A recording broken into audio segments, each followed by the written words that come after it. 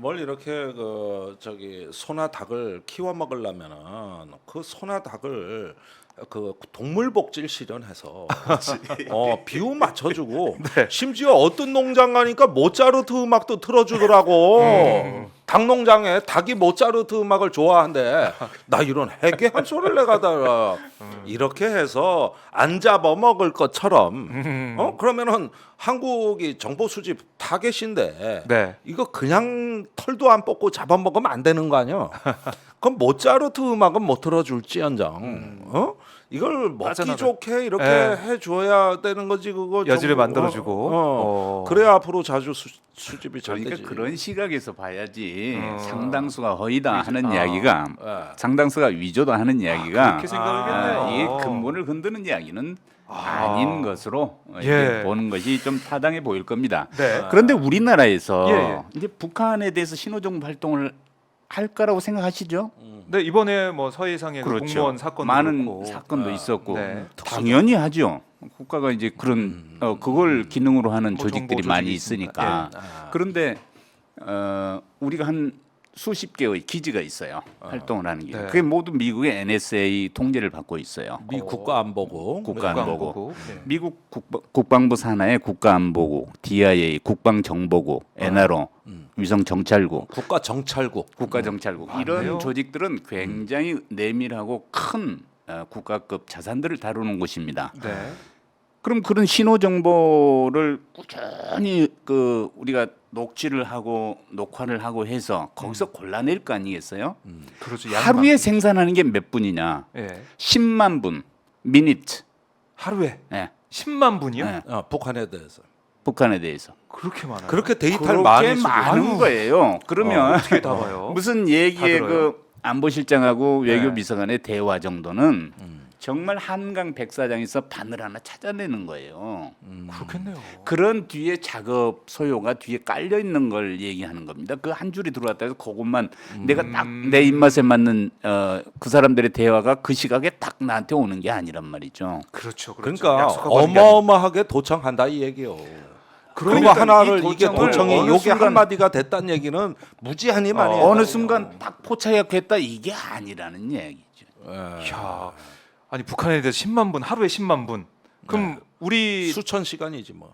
우리나라 그러니까 이 대통령실에 대해서도 이번에 이게 나온 그 말 이게 나왔다는 것은 그 앞뒤로 전으로 뭐 매일이 될 수도 있겠고 수많은 도청이 있을 수 있다. 그러니까 이 부분은 그거는 이제 그 상황 논리를 봐야 됩니다. 당시에 NSC 회의에 대한 어떤 특별한 정보가 있다면 이제 거기에 집중해서 할 수도 이제 있고. 센서를 가동할 수도 있는 거고 여러 가지가 돼 있는데 공교롭게도 용산이 지금 대통령 집무실 국방부 합참이 200m 반경 안에 다 밀집돼 있어요. 그렇죠. 내가 만일에 외국의 정보기관이라면 이렇게 네. 좋은 타깃이 있을까? 아하. 사실 또 주변에 고층 빌딩이 즐비합니다. 그렇죠. 그 그러면은 주변에. 저기 주로 고층 빌딩에서 전파를 쏴서 그 미세한 진동을 그 반사로 잡아내는 거거든요. 네. 예, 도청이 요즘 그런 경우가 많아요. 아하. 그러면은 요렇게 한 군데 이쁘게 모여 있는데 네. 이 좋은 타겟을 어쩌면 탐낼 만도 하고 음. 그 다음에 이런 도청 감청이 이루어지는 게 우리가 이제 윤리적 차원에서 따지자면은 국가는 이런 걸 해서는 안 되고 네. 또 많은 어떤 규제가 있는 것도 사실인데 제가 에드워드 스노든 사건 이래로 이제 대체적인 그 주요 양상을 보면 이런 나중에 뽀록날 위험을 무릅쓰고 왜 도청을 할까? 그런데 그 이거에 대해서는 2017년에 위키리크스에서 한번 그 대규모로 CIA 문서가 절취된 사건이 있고 나서 2년간 미국 정부가 조사를 했어요. 거기 TF에 들어갔던 게 전에 김정은 만나고 온 마이코 폼페이오 장관입니다. 예. 그때 당시에 조사위원회 위원이더라고. 근데 이 결과 보고서를 보면은 대체적으로 이 정보기관의 속성이 내가 이게 공개되면 위험에 처할 줄 뻔히 알면서도 또 보안 사고가 터질 위험이 있을 줄 알면서도 내가 가장 강력한 사이버 무기를 먼저 가져야 된다. 이런 직장 문화가 형성돼 있었다. 그게 미국의 정보 조직 내. 그러면은 예컨대 NSA 감청을 주로 하는 조직하고 네. CIA 여긴 주로 사이버 해킹을 잘한단 말이야. 이게 좀 특화가 돼 있더라고요. 이 두 기관 간의 경쟁이 벌어지는 거예요. 그러니까 쟤들은 NSA 보니까 네. 엡실론인 위성을 통해 가지고 전 세계를 감청을 하네. 그러니까 전지전능해 보여. 그리고 예산도 많이 가져가. 야, 우린 뭐 없냐? 우리는 더 좋은 거 있습니다. 해서 여기 위키리크스 보도된 걸 보니까 네. CIA의 버지니아 랭귀지 그 정보 분석 센터 그에서 그 문건이 폭로가 된 건데 저기 그 세 가지 방식을 강조합니다. 그 세 가지 우리 방식. 휴대폰의 안드로이드 운영 체계 네.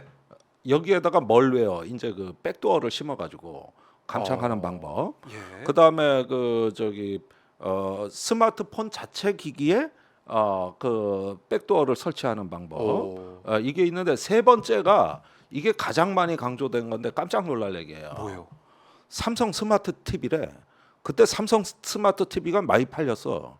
예. 거기에 TV가 설치된 방에 페이크 오프라는 그 파일이 있어요. 요게 심어지면은 사용자는 TV를 꺼. 네. 근데 사실은 전원이 나간 것 같지만 거기에서 그 감청을 하는 전원은 들어와 있는 거예요. 아. 그러면 이 텔레비전을 분명히 껐는데 이제는 뭐 그런데 이 텔레비전 자체가 마이크 역할을 하는 겁니다. 그 방 안에 있는 사람들 그렇죠. 저기 얘기를 다 할 텐데 대화. 마이크를 여기서 이제 레코딩이 된다고. 그래서 나중에 인터넷망을 찾아서 빼내는 방식 이것도 감청인데 CIA의 그 저기 한 팀이 이걸 개발했는데 특히 여기서 삼성 스마트 TV가 제일 잘 된다는 거거든. 삼성 스마트 TV. 이런 방식이 이제 CIA가 그 개발한 방식이고 사이버 팀이. 와. 예, 그래서 그 경쟁을 기지가 펼치고 있네요. 버지니아 예, 그에 있다.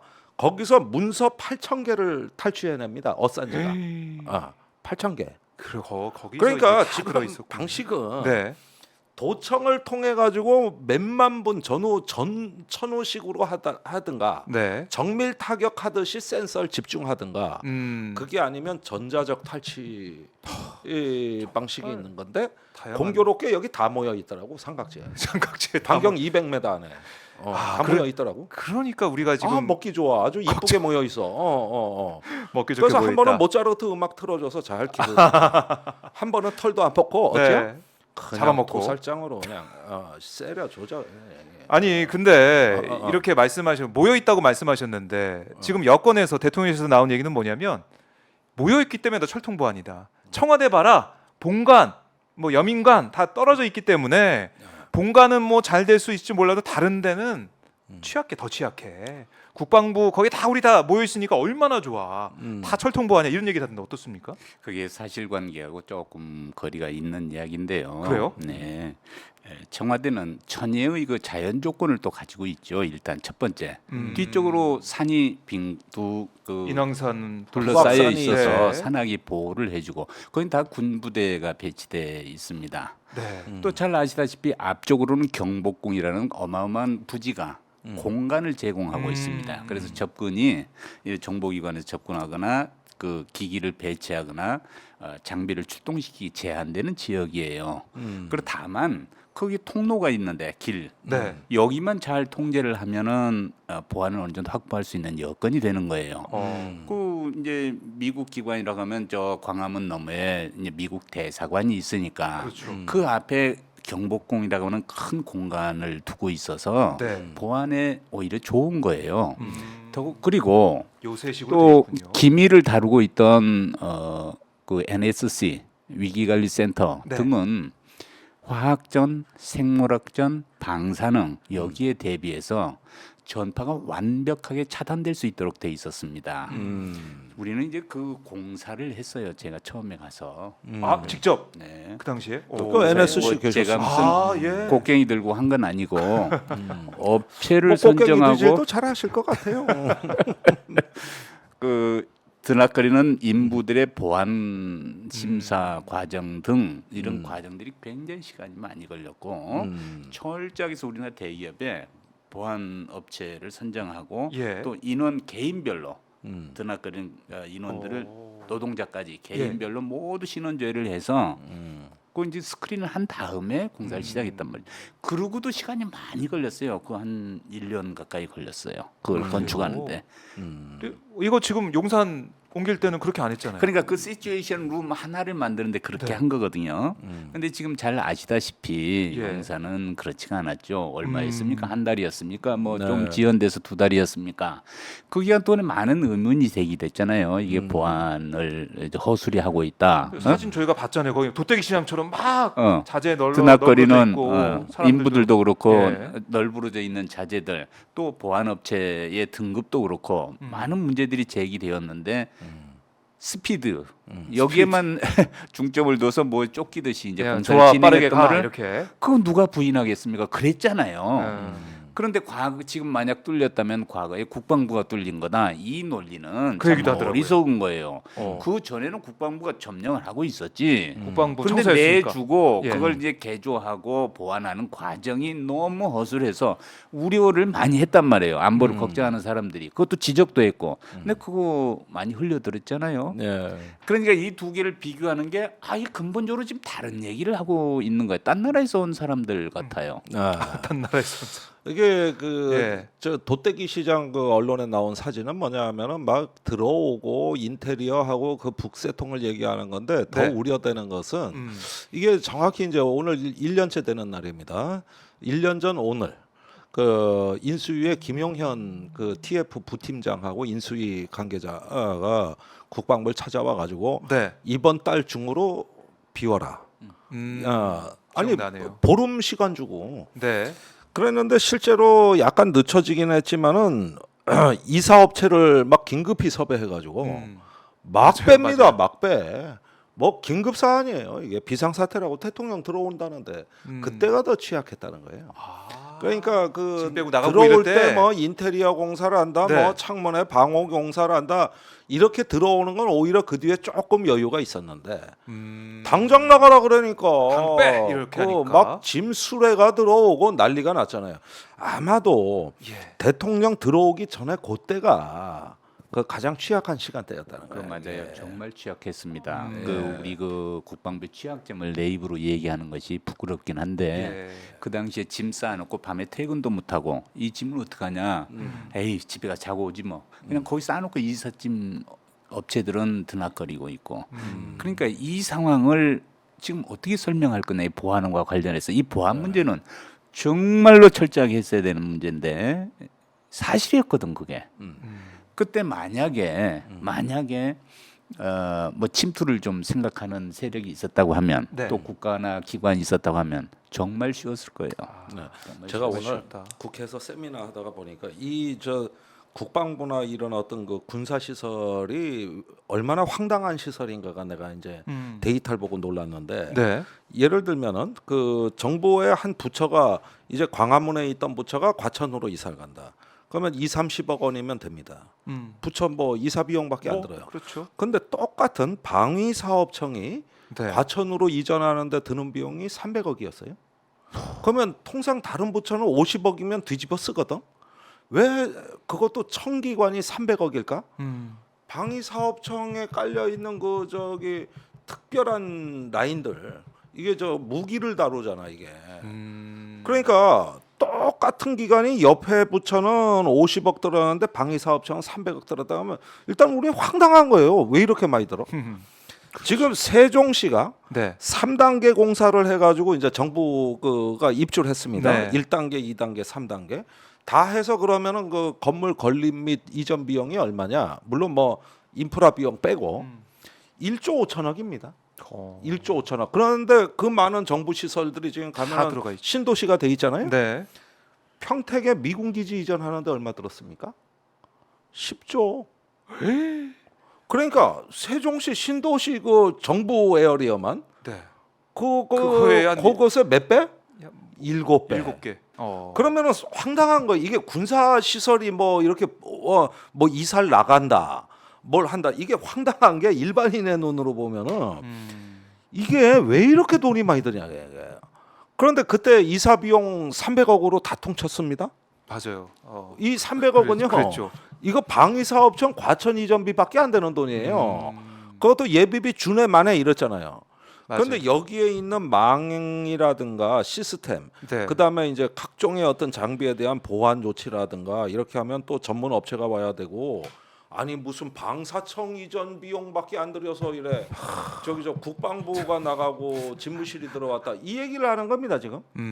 그리고 거기에다가 돈 좀 더 쓰려 그러면 또 집무실 이전 비용 얼마 안 든다 그래놨잖아. 네. 이사 비용만 있으면 된다 그랬잖아. 맞아요. 그랬었어요 당시에. 다 거짓말이 되는 거예요. 다 이렇게 되니까 이 돛대기 시장이 될 수밖에 없는 거야. 이제 완전히 보안의 방화벽이 다 무너지는 거라고. 왜 이렇게 돈이 많이 드는가 그 원리를 이해하면은 이게 비근한 예로 예. 알려진 얘기입니다만은 그 냉전 시기에 그 소련의 그 미국에 대한 도청은 정말 심각했습니다. 소련의 이른바 소련, KGB. KGB. 예. 그렇지 않았겠어요. 근데 그렇죠. 여기서 첩보전이 있었죠. 아주 신물이 나던 미국이 네. 아, 모스크바 주재 대사관 자체를 다시 지어야 되겠다. 하고선 신축을 했는데 그게 85년입니다. 짓다 보니까 벽마다 벽 속에 다 도청 장치가 있는 거야. 바닥에도 나와 천장에도 나와 진짜요? 온통 모든 건물에. 그래서 그걸 다 허물었죠. 짓다가 허물었어요. 지다. 그리고 다시 지었는데 시멘트, 자갈, 모래, 철근 모든 외장재, 내장재, 석재까지 모두 비행기로 나르기 시작했어요. 얼마나 시간이 많이 걸렸겠습니까? 미국에서 직접 가져오니까. 그렇죠. 그래 건물 하나를 짓는데 그래 그 자갈 시멘트까지 미국에서 다 네. 가져왔다. 대단. 딱 한 가지 안 가져오고 거기서 현지에 쓴 게 있어요. 네. 물, 시멘트 이기는 물. 물. 물. 물 안에는 뭐 심을 거니까. 그러니까 물은 쓰고. 인부까지 모두 데려다가 그렇게 야. 지어서 96년도에 완공을 했는데 대사관 그래서 하나 짓는데도. 그 건물 하나 짓는데 예. 16년 걸려서 지은 건물이에요. 이게 그러니까 이제 이런 보안 시설의 공사는 네. 이렇게 시간을 가지고 정확하게 보안 조치를 해가면서 완공하는 거거든요. 두 달에 할 일이 아니라는 거죠.